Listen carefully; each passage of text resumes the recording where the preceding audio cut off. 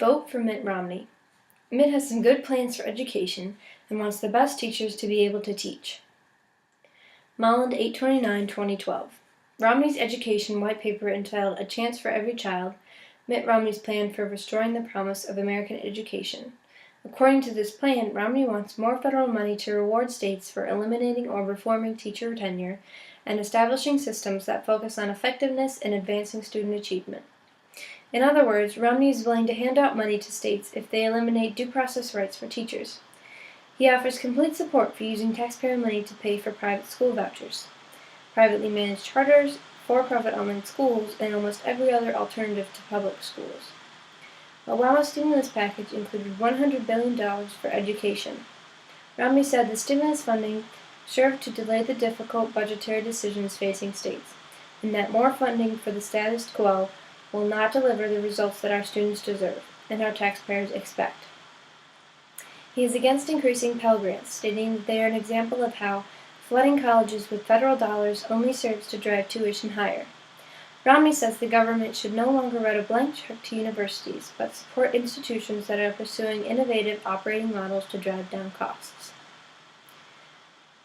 Personally, I think education is a very important issue facing our nation today. It is also a very critical issue to address in order to ensure a good future for America. I believe this not only because I am currently in school, but also because I plan on becoming an elementary school teacher.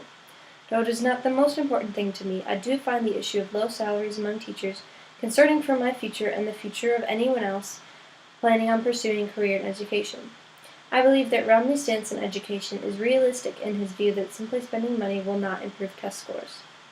In Obama's No Child Left Behind Act, he included the Title I program, which provides funds to schools with a certain amount of impoverished children attending. However, the problem with this program is that the money provided is not specific to the child, but to the school. So if the child wants to switch schools, the money is not portable.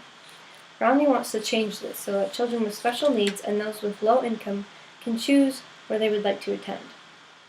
Being the businessman that he is, Romney also believes that the best way to use taxpayer money is to expand on successful and effective charter and online schools. It is also a fact that some schools have little available data to parents, so some parents who do not have the time to dig through records and research on their own end up sending their children to the first place that pops up. Romney has a plan to make this information readily and easily available to parents via straightforward public report cards. In terms of higher education, we all know that tuition is rising. Romney believes Obama's Pell Grants are what's driving up the costs, making college less accessible to some students who may have a lot of potential but not enough money. He wants us to be more wary of our spending and create a model by which to cut costs. Some say Obama's No Child Left Behind program has improved education. Obama's plan still puts the emphasis on proof of intelligence via test scores, and while this may seem like the most time-savvy and efficient way of measuring, the truth is, not every student is the same. Chu 1/6/2012. As Joy Moffitt writes, NCLB did shine a light on underperforming minority groups. The law also highlighted school accountability and standards for students. However, even with the threat of sanctions, scores on standardized tests have not improved, and the U.S. students continue to score behind their peers in other countries. Teachers have said that by making standardized tests so central, NCLB has forced teachers to teach to the test. Senator Lamar Alexander has said that NCLB has been a noble experiment, but that control of education should reside in local government. Despite Obama's waiver plan, test preparation will continue to be a focus. The basic provisions of NCLB will remain, and the schools with low-scoring students could still receive failing grades. Focusing on students taking standardized tests in math and reading has meant that history, the arts, foreign languages, PE, and even recess have all been shortchanged.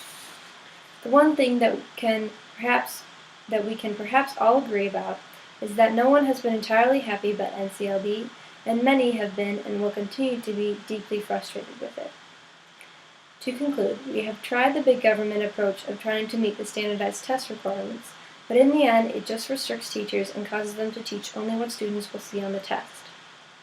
Unfortunately, this means that time is not allotted for extracurriculars like art and recess, which are a much-needed enriching part of a child's well-rounded education. So maybe it would be best if most of the power were handed over to the state to decide what steps are needed to ensure a good and well-rounded education. The sooner we recognize intelligence is not simply numbers, the sooner we can come up with a new program to measure teacher quality and student aptitude.